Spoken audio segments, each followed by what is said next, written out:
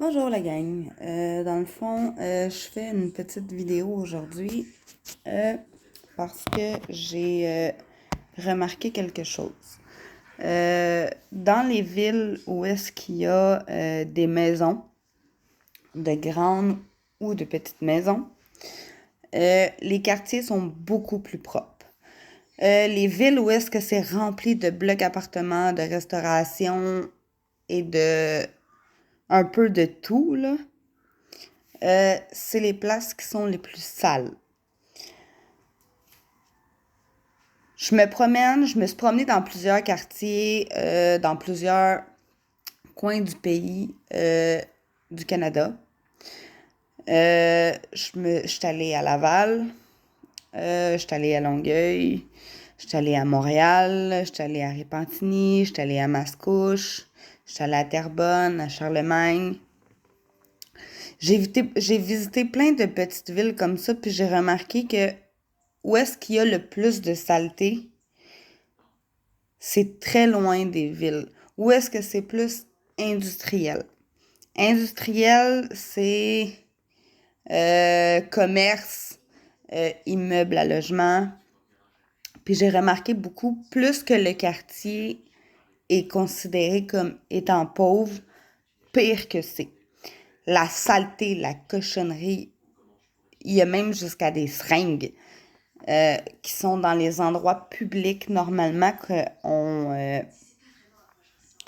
qu'on est supposé garder pour nos enfants. Puis, j'ai beau regarder, rajouter des vidéos, j'ai beau vous le montrer, vous l'expliquer, OK? J'ai fait le tour de plusieurs places, OK? J'ai fait le tour des métros, de quelques métros à Montréal. Ce sont des places qui sont aussi remplies de cochonneries, que ce soit à l'intérieur des magasins, à l'intérieur des métros et à l'extérieur. OK? C'est pas juste à l'extérieur la saleté. Il y en a aussi dans les centres commerciaux. Les centres commerciaux, les factures, les masques. J'ai vu des bouteilles de Purel. J'ai vu plein, plein, plein d'affaires qui traînent par terre. De la gomme, des pastilles, des butches de cigarettes dans les centres commerciaux, là. C'est pas juste à l'extérieur, la saleté, là. Il y en a aussi en dedans. J'ai remarqué aussi, il y a beaucoup de personnes qui ont des voitures. OK? J'ai rien contre les personnes qui ont des voitures. La saleté aussi, il y en a dans les voitures.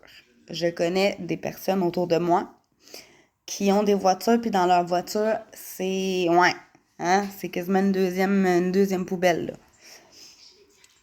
Puis, par rapport au quartier, OK? Les quartiers où est-ce qu'il y a de belles maisons, de grands terrains, les gens prennent le temps, OK? Même s'ils ont un travail, même s'ils ont des enfants, même s'ils ont beaucoup d'occupations dans une journée, ils prennent quand même le temps. Le temps de nettoyer leur terrain, de nettoyer le bord de la rue, d'utiliser des machines pour aider à ramasser la saleté, des machines pour faire un tas pour qu'on puisse le ramasser. Il y en a aussi. J'ai été visiter un ami, OK? Je lui ai donné un coup de main dans le coin où est-ce qu'il vit présentement. OK? Le quartier où est-ce qu'il vit présentement. Euh, je ne dis pas qu'il n'y a pas de saleté. Il y en a de la saleté. Il y a des botches de cigarettes. OK, je vais vous les montrer. Il y a des botches de cigarettes. Il y a du papier. Puis il y a quelques petits emballages de petits cossins. Mais il y en a beaucoup, beaucoup moins que certaines rues de l'île de Montréal et certains quartiers de l'île de Montréal. J'ai beau me dire que les gens prennent le temps.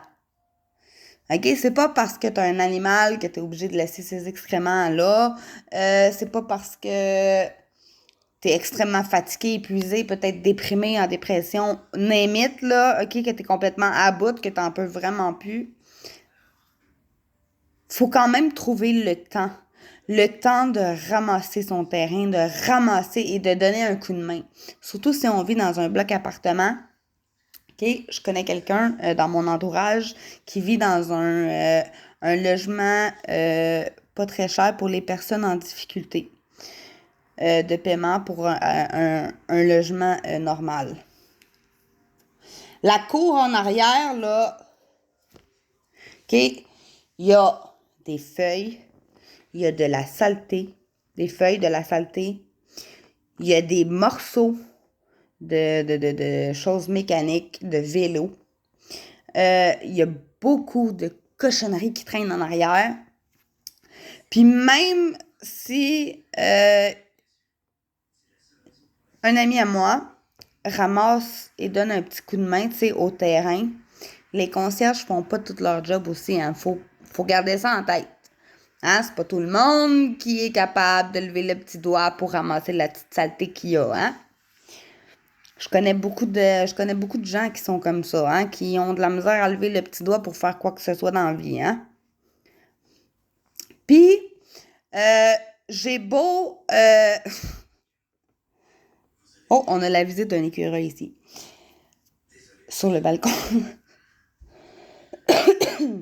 Désolée, j'ai encore un peu la gorge enrhumée. J'ai beau avoir travaillé 4 ans là-dedans, ramasser de la saleté, puis aider à ce que les quartiers soient propres et clean, les gens continuent quand même. Puis me faire répéter souvent par beaucoup de gens autour de moi, là, parce que j'en connais quand même beaucoup de gens. OK? Puis me faire dire, ben pourquoi tu chiales? Ça crée de l'emploi. Non! Non, non, non, non, non, non, non! Ôtez-vous cette petite affaire-là de la tête, là, OK? Enlevez-la de votre tiroir de tête, là, OK? Puis comprenez bien, là, OK? Ramassez la saleté dans les quartiers, dans les villes. Il y a des gens qui se sont fait attaquer. Il y a des gens qui se sont fait menacer d'avoir ramassé de la saleté, là. Il y a des gens qui se sont fait battre par des itinérants parce que tu ne peux pas toucher à leurs effets personnels. Puis il y a certaines personnes, OK, je peux comprendre la situation de l'itinérance, ça n'empêche pas de ramasser puis de... Parce qu'il y a beaucoup de gens qui ramassent qu'est-ce que nous, les gens normaux, on jette. Il y en a qui les ramassent parce que ça peut leur servir. Un chandail, une veste, un top, parce qu'il y a des femmes aussi là-dedans. Puis, la saleté, il y en a partout. Je me promène, OK, dans l'île de Montréal. J'ai fait plusieurs vidéos, j'en ai parlé autour de moi. J'ai incité des gens à s'améliorer puis à ne pas polluer d'une certaine façon en jetant leurs cigarettes par terre. J'ai même fait une vidéo où est-ce qu'on m'entend dire à quelqu'un « espèce de pollueur ». C'est une personne quand même proche de moi. Puis je lui ai carrément dit, quand que j'ai fermé mon téléphone puis que j'ai terminé de faire le tour de la place où est-ce que j'étais, là, que c'était vraiment crotté, là, je lui ai carrément dit, t'as un cendrier dans ta voiture. Tu peux le prendre puis le mettre dans ta voiture.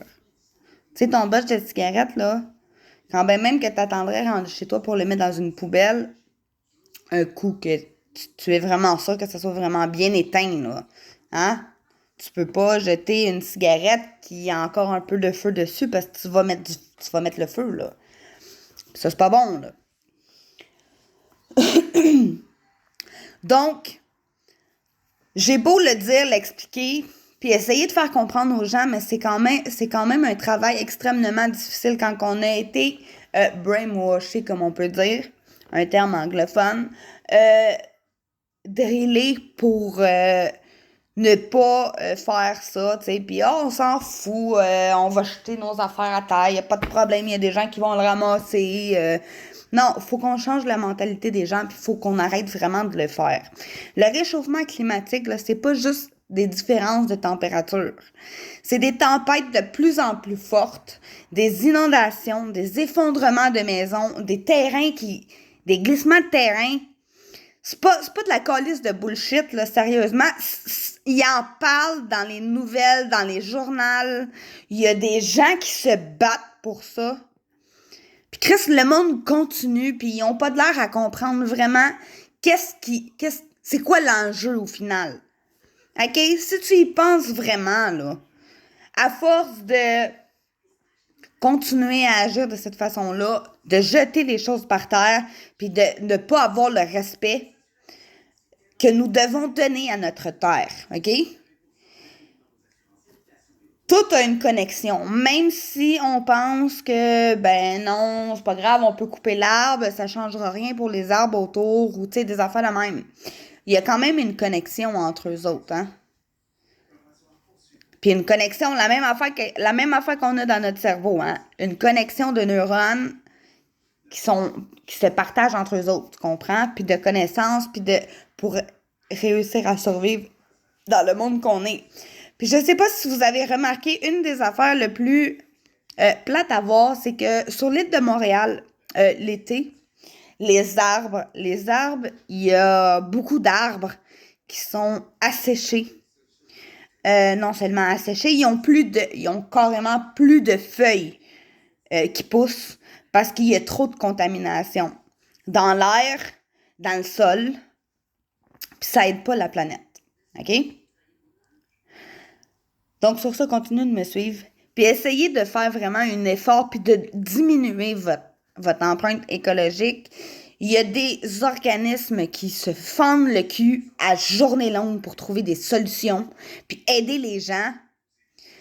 Puis essayez de leur faire comprendre aussi que dans leur petite tête, là, OK, parce qu'on est supposé être l'être le plus intelligent de la planète. Moi, là, sérieusement, il n'y a pas plus d'intelligence qui s'est acquérie avec le temps. OK, oui, on est des êtres intelligents, mais pas assez pour être capable de prendre soin de notre terre. Sur ça, continuez de me suivre, gang.